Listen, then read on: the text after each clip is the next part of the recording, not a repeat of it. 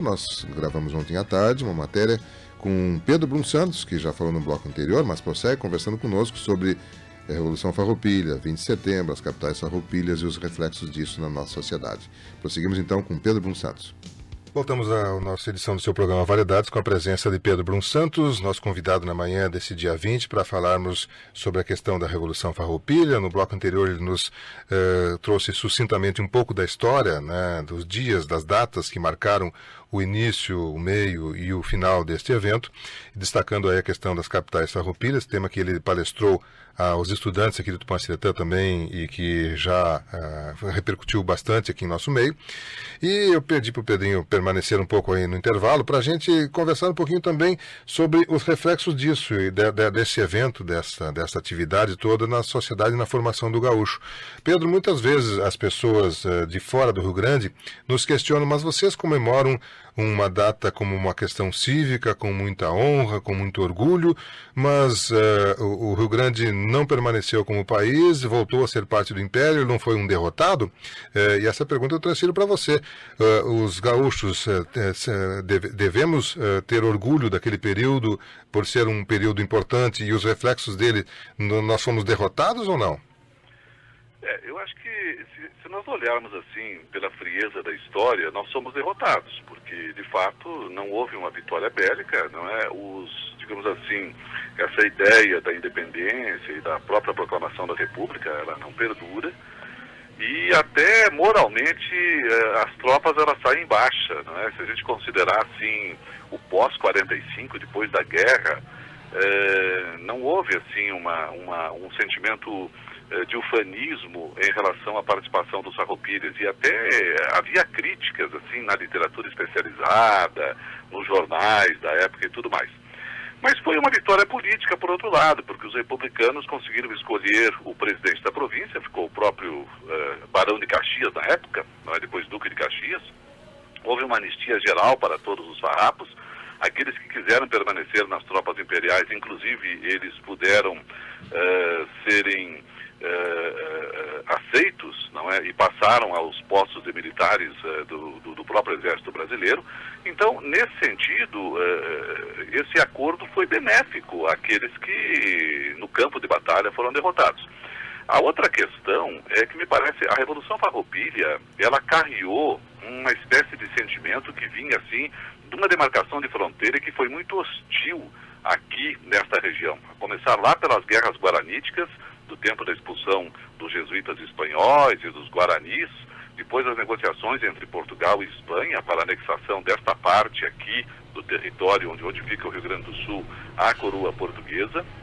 Depois ainda a chamada Revolução Cisplatina, no final dos anos 20, com toda a problemática da anexação da Banda Oriental, que mais tarde redundou na independência do Uruguai, e por fim a própria Revolução Farroupilha. Então tem um passado assim guerreiro que foi criando uma espécie de caldo de cultura, de bravura, de denodo, e eu acho que um imaginário de guerra mesmo. Quando a gente estuda literatura, existem muitas quadrinhas da época que já vangloriam essa questão desse sujeito destemido, desse sujeito guerreiro e tudo mais, até muitas vezes inspiradas num imaginário assim heróico que vinha de um passado mais antigo, ibérico e tudo mais, e que foi sendo trazido para cá pelos próprios descobridores.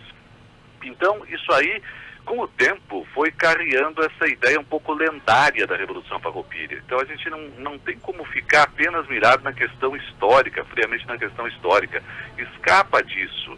Quer dizer, você tem da lenda, a lenda é uma coisa que tem um passado histórico, mas em determinado momento ela tem um pouco de fantasia, ela transcende a história.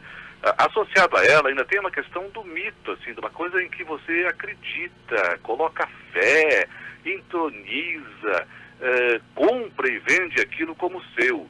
Então isso tudo foi nos dando característica cultural, antropológica dessa região, e que vê justamente nesse episódio, que está revestido assim de um ideal, que é o ideal farroupilha, que é o ideal da construção de uma pátria própria, vê nisso um episódio justamente exemplar, como uma espécie assim de mito de origem. Então isso é interessante, assim, como inclusive como objeto de estudo. E é claro, com o tempo depois, houve outros episódios históricos que foram favorecendo a entronização, digamos assim, da Revolução Farroupilha como mito de origem, da figura do gaúcho como autêntico representante rio-grandense. A própria proclamação da República no final do século XIX concorreu muito para isso, quer dizer, a entronização de bandeira, de hino, de brasão do Estado, decorre daí, porque com a República proclamada, se valorizou aquela República que tinha ficado lá atrás e se viu aquilo como uma espécie assim de ideal original e se começou a prestar preitos, homenagens. Nós tivemos uma interrupção, não sei se está me ouvindo, Pedro. Aí, ao redor dos anos 30, uma presença muito forte do Rio Grande do Sul, com a figura do Vargas no primeiro momento, mais tarde com a figura do Jango, e isso também foi ajudando assim a reforçar nacionalmente esta ideia desse gaúcho destemido, bravo. O próprio Vargas e o Jango eram sujeitos de uma região que é justamente a região da campanha, e um pouco vestiam essa coisa desse sujeito assim que representa, de certo modo, esse tipo gaúcho.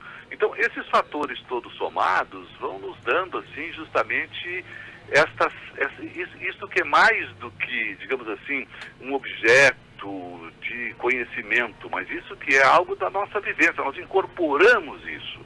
E, é claro, eu acho que isso é positivo. E você pega depois, assim, você tem toda uma indústria cultural que, a partir de determinado momento, começa a explorar isso. Existem os movimentos culturais organizados institucionalmente, como o Movimento Tradicionalista Gaúcho, os CTGs. Depois, como eu disse, uma indústria cultural através da música. De certo modo, a arte em suas várias acepções, assim, a música, as visuais, a escultura e, sobretudo, a literatura. E são fatores que concorrem. Então, eu acho assim que a Revolução Farroupilha não pode ser olhada isolada desse conjunto de fatores que são complexos de fato, mas que dizem respeito, em última instância, àquela que é irrevogavelmente a nossa identidade, que indiscutivelmente é esta de ser gaúcho, a qual, aliás, hoje nós estamos prestando pleito neste 20 de setembro, Miguel. Perfeito, sem dúvida.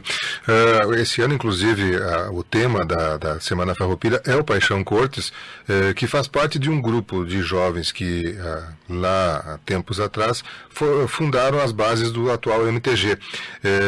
O MTG que você comentou, inclusive no aspecto cultural, seria um diferencial, porque nós tivemos mas tivemos algumas atividades no Brasil similares à Revolução Farroupilha, de contestar o Império, de procurar liberdade, enfim, essas questões assim. Mas me parece, pelo menos aqui distante, que nenhuma delas teve a repercussão cultural que a Revolução Farroupilha teve. O diferencial seria o MTG? O MTG é um diferencial e ele vem também na culminância de movimentos um pouco anteriores. É interessante a gente perceber que tanto no Uruguai como na Argentina, bem no finalzinho do século XIX, houve a criação das sociedades crioulas, que era uma coisa também nessa linha do nosso MTG. Depois, aqui no Rio Grande do Sul, em Porto Alegre, em Pelotas, em Santa Maria, em várias regiões do estado, foram criados os grêmios gaúchos. Inclusive, um sujeito que é de Santa Maria, o João Cezimbra Jaques, é o criador do Grêmio Gaúcho e é o patrono do MTG. Depois, passadas assim, umas 3 décadas desses primeiros movimentos, aí entra a turma do Paixão Cortes, do Glauco Saraiva, daquele grupo, não é, ali ao redor dos anos 30, que fundou o 35 CTG em Porto Alegre e o Movimento Tradicionalista Gaúcho. Então, quando eles chegam com essa fundação, eu acho que assim, você já tem também, de certo modo, não é um certo caldo de cultura dessas questões. A grande, digamos assim, sacada deles foi fazer isso em Porto Alegre.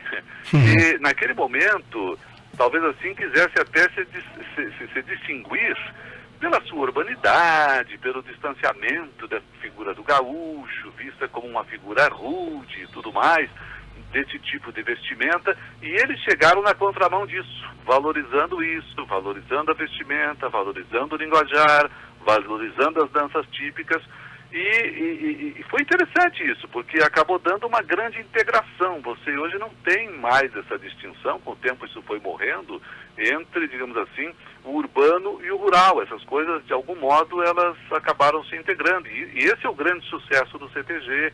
Quer dizer, você tem um sujeito que mora na cidade e tudo mais, que pode desfrutar do seu conforto, e cria essa situação, que é uma situação, eu diria assim, de convívio, não é? É uma situação social, realmente, e o CTG tem um papel importante nisso. E depois, claro, na grande radiação, eu diria, planetária desse movimento, inclusivamente o CTG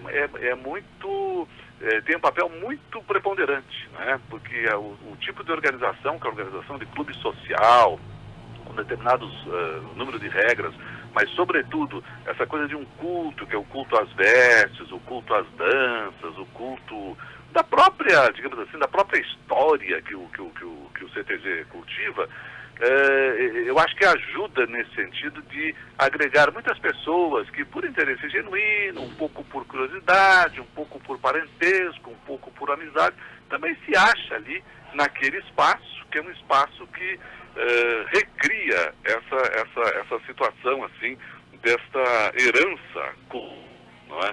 Que vem desse passado mais remoto do qual nós estávamos falando antes. Eu acho que é preponderante, sim, eu concordo, a existência do MTG e do CTGs para, digamos, a manutenção alta dessa chama cultural. Perfeito. Pedro, quero agradecer a sua atenção conosco nesse feriado, nos trazendo essas informações, essas colocações, parabenizar a você pelas palestras que fez aqui junto à nossa comunidade, especialmente aos estudantes.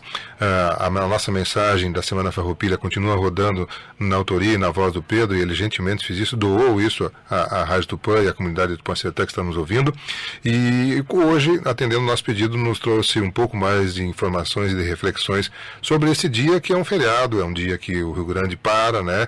E que até a gente cobra que nacionalmente não tem a repercussão que deveria ter pela imprensa nacional, porque alguns outros estados, especialmente no Nordeste, quando tem alguma atividade que para uma região, isso tem repercussão nacional, e dificilmente nós vemos a Revolução Farroupilha ou o dia 20 de setembro sendo repercutido nacionalmente. Me parece que isso está sendo mudado um pouco, mas ainda precisa ser mais valorizado. Mas eu quero agradecer a você, Pedrinho, deixando o nosso microfone à sua disposição para algo mais que você queira complementar nesse raciocínio que estava nos trazendo aí com relação a esse momento, ou alguma coisa a outra que você queira colocar nesse momento, senão as suas despedidas, e a gente torce para que sejam momentâneas, para que em outros momentos possamos ouvir aqui também na Rádio Tupã.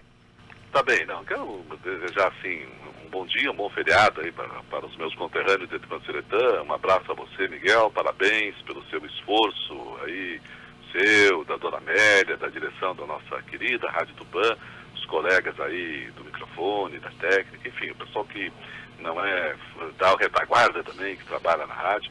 Eu tenho, assim, uma admiração muito profunda, um reconhecimento muito profundo. Iniciei minha carreira profissional em Tupã-Seretã, lá nos distantes anos de 1970, e já vão mais de 40 anos, mas guardo isso muito na lembrança e tenho uma alegria muito grande sempre de encontrar vocês, e é um privilégio, assim, dispor sempre desse espaço. Grande abraço, bom feriado. Obrigado, igualmente, querido amigo Pedro Brum Santos, que foi nosso convidado na manhã de hoje para nos trazer um pouco mais de informações para você na edição do seu programa Variedades Tupã.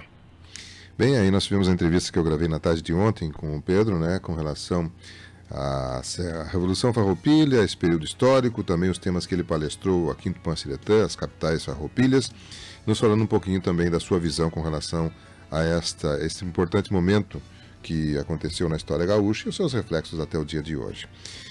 Bom, são 10 horas com 1 minuto. Nossa saudação ao nosso ouvinte, o Rodinei Silveira, que está no telefone, nosso telefonou, que apareceu muito, parabenizou o Pedrinho aí pelas manifestações, pelas informações que ele trouxe com relação a esse tema que está nos acompanhando, que está no dia de hoje, né?